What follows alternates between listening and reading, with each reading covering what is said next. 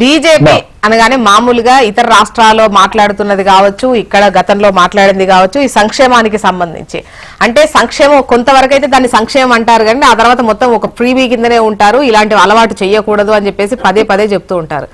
ఇప్పుడు వచ్చేటువంటి సూపర్ 6 కావచ్చు, రకరకాల డిక్లరేషన్స్ కావచ్చు, ఇవన్నీ కూడా పెద్ద ఎత్తున ఉన్నటువంటిది, అంటే గత ప్రభుత్వానికన్నా ఎక్కువ ఖర్చు అయ్యేటివే. ఏంటి బీజేపీ వర్షన్ ఏంటి? అమ్మ, ఇక్కడ ఒక వాస్తవమైనటువంటి విషయం ఏంటంటే, ప్రజల నుంచి లేకపోతే ఆయా ప్రాంతాల నుంచి మనం సమృద్ధిని సృష్టించాలమ్మా. ఏదైతే మనం ప్రజల యొక్క పరిస్థితి, భౌగోళిక స్థితుల నుంచి మనం ఆదాయాన్ని సృష్టించకపోతే ఆ తీసుకొచ్చేటువంటి అప్పులు కూడా బాధ్యులు ప్రజలు అవుతారనేది వాస్తవమైన విషయం. ఇక్కడ మీకు 4 విషయాలు నేను క్లియర్ చేయదలుచుకున్నాను. వారు చెప్పిన రాజశేఖర్ గారు చెప్పిన దాని ప్రకారం. ఒకటి, ఇది సందర్భం కాబట్టి వారు అడిగిన దానికి ఆశప ఓట్లు లేవు, సీట్లు లేవు. తెలుగుదేశం పార్టీ 2-3 ఎలక్షన్లో పోటీ చేయనటువంటి సందర్భాల్లో జరిగినటువంటి బీజేపీ వర్సెస్ వైసీపీ ఎన్నికల్లో అమ్మ, తిరుపతిలో వచ్చినటువంటి ఓట్ల శాతం కానీ, బద్వేల్లో వచ్చినటువంటి 14% ఓట్లు కానీ, ఆత్మకూరులో వచ్చినటువంటి 14.8% ఓట్లు కానీ, మాకు నువ్వా నేను అన్నప్పుడు మాకు వచ్చినటువంటి ఓట్ల శాతం అమ్మ. నేను ఇప్పుడు ఆ ఓట్లు లేవు, సీట్లు లేవు అనేటువంటి అవమానకరమైనటువంటి మాటలు నేను మాట్లాడను. ఎందుకంటే ఓట్లున్నా, సీట్లున్నా, లేవున్నా లేకపోయినా ఢిల్లీలో ఎందుకు పాకులాడతారో, ఎందుకు మోకలాడతారో అనేది వాళ్ళకే తెలియదు, వాళ్ళకి వదిలేద్దాం విషయం. ఇక్కడ ఇంకో విషయం చెప్తా ఉన్నాను. ప్రత్యేక హోదా అనే అంశాన్ని తెలిసి మనం అనకూడదు. ఎందుకంటే ప్రత్యేక హోదా విషయం ఎప్పుడైతే మనకి సెప్టెంబర్ 7, 2016 ఆమోదించినటువంటి ఆనాటి ముఖ్యమంత్రి చేసిన తర్వాత నేను తీసుకొస్తానని చెప్పని 25 ఇమ్మంటే 23 మంది మీకు ఇచ్చారు. లేని విషయాన్ని ఉందని ప్రజలు రెచ్చగొట్టి తేరాక అక్కడ డీలా పడి 5 సంవత్సరాలు అయిపోయాక మళ్ళీ 2 సీట్లేనమ్మా, కేవలం 2 వాళ్ళకి రాని, ఆ 2 కూడా ఇస్తారంటే మళ్ళీ సరే చెప్తారంట. ఈ అబద్ధాన్ని ప్రజలు నమ్ముతారు లేదో చూడాలి.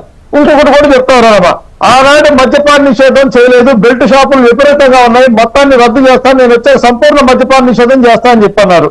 ఒక్క మద్యపాన నిషేధం జరగలేదు కదా, మద్యాన్ని అడ్డం పెట్టి అప్పులు తెచ్చుకున్నటువంటి ప్రభుత్వంగా మారినటువంటిది. అప్పుడు బెల్ట్ షాపుల్లో దొరికింది, ఇప్పుడు బడ్డీ కొట్టులో కూడా దొరుకుతుందమ్మా. ఇంకోటి ఏమంటారంటే, నిరుద్యోగులకి నేను ఆనాడు బాబు వస్తే జాబ్ వస్తుందని చెప్పన్నారు, ఆయన చేయలేకపోయారు, నేను వస్తే జాబ్ క్యాలెండర్ రాస్తే 20 చేస్తా అన్నారమ్మా. పాదయాత్రలో ప్రజలు వేసుకొని తిరిగారమ్మా. మళ్ళీ ఆ నిరుద్యోగులు వెనుక పాపం తాడేపల్లి ప్యాలెస్ వెళ్ళి కలుద్దాం అనుకుంటే వాళ్ళందరూ అరెస్ట్ చేయించి మళ్ళీ వాళ్ళ మీద కేసులు పెట్టినటువంటి పరిశ్రమ. ఏ తాడేపల్లి ప్యాలెస్ అయితే ఈ రాష్ట్రంలో 5 సంవత్సరాల పాటు ప్రజలతో దర్శనం లేకుండా పోయినటువంటి ర్యాంపుల మీద ర్యాంపు వేసేటువంటి దండాలు పెట్టినట్టు ఆ ర్యాంపు నడక వేసేటువంటి ముఖ్యమంత్రి ఈయనమ్మా. 5 సంవత్సరాలు ప్రజల ముందుకు వెళ్లి పత్రికల సమావేశం చేయనటువంటి ముఖ్యమంత్రి ఈయనమ్మా. రైతులకు ఆనాడు రుణమాఫీ చేయలేకపోతే ఓట్లే లేదు కాబట్టి నేను రైతులకు అద్భుతాలు శిక్షణ చెప్పినటువంటి 5 ఏళ్లలో కంప్లీట్ చేయండి. 5 ఏళ్లలో రైతులు ఆత్మహత్య దేశంలో 3వ స్థానంలో మిగిలిపోయినటువంటి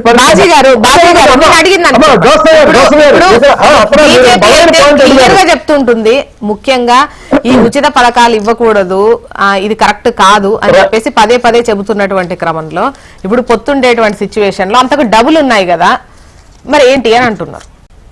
అదే తల్లి, ఉచిత పథకం అంటే ఇక్కడ ఒక మాట, ఉచితం అంటే రైతులకి నరేంద్ర మోడీ గారు ఉచితంగా 6,000 రూపాయలు ప్రధానమంత్రి కిసాన్ సమ్మాన్ యోజన కింద 3 విడతలుగా వేశారమ్మా. వీరు ఏం చెప్పారంటే ఎన్నికల్లో నేనే 13,000 వేస్తానని చెప్పారమ్మా. రైతులే కదా, రైతు బాగుంటే రాజ్యం బాగుంటుందని నమ్మారు. వాళ్ళు రైతు పండించినటువంటి పంట గాలికి వెళ్ళిపోయినటువంటి పరిస్థితి. పరిశ్రమలో 75% చేస్తానా, నాటి పరిశ్రమలు ఇంప్లిమెంట్ చేయలేనా, నాటి 10 లక్షల కోట్లు పెట్టుబడులు వచ్చినాయమ్మా ఈ రాష్ట్రానికి. ఈయన ముఖ్యమంత్రి వచ్చిన తర్వాత పక్క రాష్ట్రం దావోస్ జరిగితే కనీసం అడుగు పెట్టలేదు. ఒక్క పరిశ్రమ కూడా ఎటువంటి పెట్టుబడి రానటువంటి పరిస్థితి. పరిశ్రమలు అందరూ ఉన్నాయి కూడా పారిపోయినటువంటి పరిస్థితి. ఏం చేస్తారు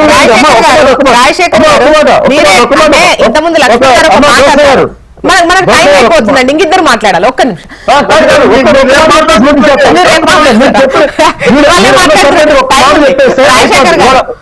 నిమిషం మరి కంప్లీట్ అవ్వాలిగా. ఒక మాట అమ్మా, రాజశేఖర్ గారు దోస గారు ఒకటి 2 చెప్పండి, అవకాశం వచ్చింది కదా అబద్ధాలు చెప్పడానికి. ఇంతకుముందు లక్ష్మణ్ గారు అన్నారు నెక్స్ట్ మీరు ఎక్కడి నుండి తీసుకొస్తారు అంటే ఇంకా అప్పు పుట్టడానికి ఎడ్జ్కి వచ్చేసరి ఇంకా అప్పు పుట్టదు, మరోవైపు మీరు తెచ్చేటివి ఎక్కడ అని చెప్పేసి క్వశ్చన్ అడిగారు అన్నట్టుగా ఒకటి అన్నారు. ఇప్పుడు అప్పు పుట్టనే పరిస్థితి ఎడ్జ్కి వచ్చిన పరిస్థితుల్లో మరి బీజేపీ, జనసేన, తెలుగుదేశం పార్టీ వీళ్ళు ఇచ్చినటువంటి హామీలు ఎలా నెరవేరుస్తారు? సంపద సృష్టిస్తాం, డబ్బులు ట్రిపుల్ సంపద సృష్టిస్తాం, రాజధాని కడతాం, పోలవరం కడతాం. చేయగలుగుతారు. కాబట్టి వాళ్ళు ఇచ్చినటువంటి వాగ్దానం చేసే కాదు కాబట్టి ఎన్నైనా ఇస్తారు. ఇది గతంలో ఇచ్చారు, ఇలాగ ఇచ్చారు, దిగిపోయారు. కాబట్టి మళ్ళీ అదే వాగ్దానాలు మళ్ళీ ఇస్తారు. అవన్నీ వాగ్దానాల వల్ల ప్రజలు నమ్మే పరిస్థితి లేరు. అందుకే బీజేపీకి నేను చెప్పాను కదా, ఓట్లు సీట్లు ఎందుకన్నా బడ్జెట్లో రాలేదా, మాకు ఓట్లు లేదా ఆత్మకూరు రాలేదా, తిరుపతి రాలేదా అంటారు. అక్కడేం జరిగింది, వీళ్ళు తెలుగుదేశం పార్టీ లేదా జనసేన పార్టీ, జనసేన ఒకసారి డైరెక్ట్ గా ఇస్తే మరొకసారి ఇండైరెక్ట్ గా తెలుగుదేశం పార్టీ జనసేన వీళ్ళకి సపోర్ట్ చేస్తే ఆ ఓట్లు వచ్చినాయి, వాళ్ళు పోటీ చేయకుండా. కాబట్టి వాళ్ళు ఇప్పుడు ఒంటరిగా పోటీ మళ్ళీ ఒకసారి చేసి చూస్తే అందరు చేసినప్పుడు మొన్నేం వచ్చినా చూడమనండి. ఆశ దోశ అప్పుడు వడాలి, మీరు అది అలా ఉంటుందండి. నేను అవుతున్నా ప్రతిసారి అడుగుతున్నాను, బీజేపీ వాళ్ళు కూడా ప్రత్యేక హోదా గురించి మాట్లాడుతున్నారు. ప్రత్యేక హోదా ఇవ్వవలసిన వాళ్ళు ఆ విషయాన్ని మర్చిపోయి వైసీపీ తెచ్చుకోలేదు, వైసీపీ మీరు ఇస్తే కదా మేము తెచ్చుకోవడానికి.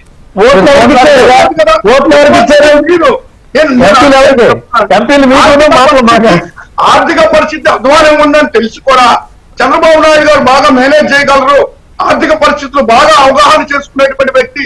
14 ఏళ్ళు ఆయన 14 ఏళ్ళు ఆయన పరిపాలన ఏం చేయడానికి, దోచుకోవడానికి దాచుకోవడానికి సరిపోయింది. ఆయన ఆర్థిక పరిస్థితి ప్రపంచంలో ఎవరు కోట్ల రూపాయలు 5 లక్షల కోట్లు దోచుకున్నారు తర్వాత. పెద్ద దోపిడీదారుడు, పెద్ద వడ్డీలు, పెద్ద పెద్ద ప్రాజెక్టులు కట్టాడు. వడ్డీలు 20,000 కోట్ల రూపాయలు అసలు కట్టు, సంవత్సరానికి 40,000 కోట్ల రూపాయలు మేము కట్టుకుంటూ వస్తున్నాం వాళ్ళు చేసిన అప్పులకి. కాబట్టి ఆయన మేనేజ్ చేయడం తెలిస్తే ఈ రోజు ఆర్థిక పరిస్థితి ఈ విధంగా ఉండదండి. వాళ్ళు ఉన్నప్పుడే ఇంత అధ్వానంగా ఈ రాష్ట్రాన్ని ఆ అప్పుల ఊబిలో కూరుకుపోయేలా చేసి వదిలిపెట్టేలేరు. దాన్ని గాలిలో పెట్టుకుంటూ అభివృద్ధి సంక్షేమం ఏం తెచ్చారంటారు, ఏం తెమ్మంటారు చెప్పండి. లక్ష్మణ్ గారు ఫైనల్ గా మీరు చెప్పండి. ఖచ్చితంగా ఎన్నికల టైం కి ఇంకా వరాల జల్లు కురుస్తుంది, అది డౌటే లేదు. ఇప్పుడిప్పుడే డిక్లరేషన్స్ తోనే పెద్ద ఎత్తున అధికారంలో ఉన్న తర్వాత ఇంకా కొత్తగా ఏ పథకాలు వస్తాము అని చెప్పేసి వాళ్ళు చెప్తున్నారు. ఎట్ ద సేమ్ టైం వీళ్ళు అంతకు మించి ఏమిస్తారో వీళ్ళు చెప్తున్నారు. అండ్ ఎన్నికలు వచ్చే టైంకి ఎంత స్పీడ్ తో వెళ్తాయి, అసలు పాసిబిలిటీ ఉందా ఇంత పెద్ద ఎత్తున సంక్షేమ పథకాలు అమలు చేయడానికి? చాలా కష్టమైన పరిస్థితి అమ్మా. ఇప్పుడు ఈవెన్ జగన్మోహన్ రెడ్డి గారు మళ్ళీ వచ్చినా కూడా ఇబ్బందికరమైన పరిస్థితే. ఇంకా ఆయన కంటే మించి వీళ్ళు ఇంకా ఎక్కువ హామీలు ఇస్తున్నారు కాబట్టి ప్రతిపక్షాలు, వీళ్ళు అధికారం లేకొచ్చినా కూడా ఒక్కటే ఏంటంటే కేంద్రం గీన అనుకోని ఆర్థిక సహాయం చేయగలిగితే, అంటే ప్రత్యేక ప్యాకేజీలు గిన ఇవ్వగలిగితే బయటపడతారు. నువ్వేం సందేహించాల్సిన అవసరం లేదు. అది బీహార్ కు లాస్ట్ టైం ఎలక్షన్ ముందు ఇచ్చారు 1,00,000 కోట్లు ఒకేసారి. అలాంటి పరిస్థితి రావాలి, వచ్చి చేయగలిగితే బయటపడతారు. మరి ఆంధ్రప్రదేశ్ విషయంలో అన్యాయం జరిగిపోయింది, విభజన తర్వాత అనుకున్నవన్నీ జరగలేదు, రాజధాని నిర్మాణం పూర్తి సరే, రాజకీయాలు పక్కన పెడతాం, కట్టలేదు, ఎందుకు కట్టలేదు, 3 రాజధాని అన్ని మొత్తం మీద ఓవరాల్ గా అభివృద్ధి అయితే జరగలేదు. అందువల్ల దానికి ఎవరు చేయగలుగుతారు? ఇప్పుడు ఎవరి చేతిలో ఉందంటే కేంద్ర ప్రభుత్వం చేతిలో. వాళ్ళు మరి ఏమైనా ఎలక్షన్స్ లో ఇప్పుడు హామీ ఇచ్చి ఇదిగో మేము ఈ ప్యాకేజీలు ఇది చేయగలుగుతాం, మీరేం ఆందోళన చెందకండి, మేము అండగా ఉంటాము ఆంధ్రప్రదేశ్ కానీ అలాంటి వాతావరణం దగ్గరలో అసలు ఏం అనిపించట్లేదండి. ఏదో పెద్దది ప్రకటిస్తారు అన్నట్టు కూడా ఏం అనిపించట్లేదు. ఇప్పుడు కాదమ్మా, ఏం హామీలు ఇప్పుడు బీజేపీ కూడా మేనిఫెస్టో తయారు చేస్తుంది, జనసేన తెలుగుదేశం ఉమ్మడి చేశారు, బీజేపీ మేనిఫెస్టో చేస్తుంది. వాళ్ళు ఏం చెప్పాలి కదా జనాలకి. ఇప్పుడు ఆర్థికమైన అప్పుల్లో రాష్ట్రం మునిగి ఉంది, రాజధాని లేదు, వెనుకబడ్డ జిల్లాల్లో అభివృద్ధి లేదు, ఉక్కు పరిశ్రమ కట్టడం లేదు. మరి వీటికి ఎవరు సమాధానం చెప్పాలి? కేంద్రం అధికారంలో ఉంది, పవర్ చేతిలో ఉన్నటువంటి బీజేపీ చెప్పాలి కదా ఏం చేయబోతున్నది, ఏం చేస్తామని చెప్పాలని చెప్తుందని నేను భావిస్తున్నాను. మరి బాజీ గారు చెప్పాలి. చూద్దాం ఇప్పుడు వచ్చే సభలో వాటికి సంబంధించి సమాధానం ఏదైనా చెప్తారేమో చూడాలి. అండ్ ఇవాళ ఎవరెవరు ఎక్కడి నుంచి పోటీ చేస్తారని చెప్పేసి ముఖ్యంగా కూటమికి సంబంధించి భేటీ ఉండబోతోంది. చూద్దాం ఏం జరుగుతుందో. And thank you so